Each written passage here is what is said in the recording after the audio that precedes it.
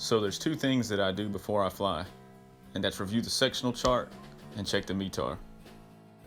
I like to look at the sectional chart first because where I fly in Moore County most of the time, it's really close to Fort Bragg and it's close to Camp McCall, which is some Class D airspace, there's some restricted airspace, MOAs, stuff you just have to be aware of.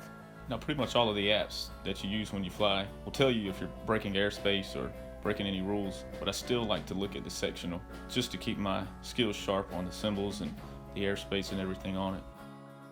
Next I go to aviationweather.gov and I type in the closest airport to where I'm flying, and most of the time it's Southern Pines, so it's KSOP, and I check the Metar for that airport.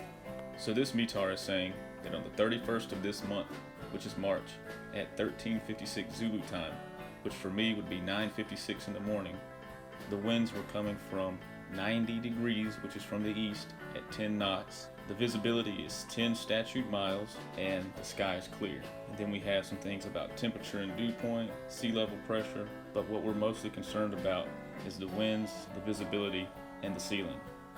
Now if the Metar says that the skies are clear, but it's raining and there's poor visibility at the spot where I'm trying to fly, then clearly I can't fly.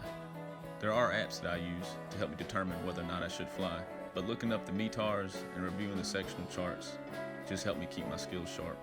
Checking the sectional charts and the Metars are just two steps in a series of many steps that help me prepare to fly.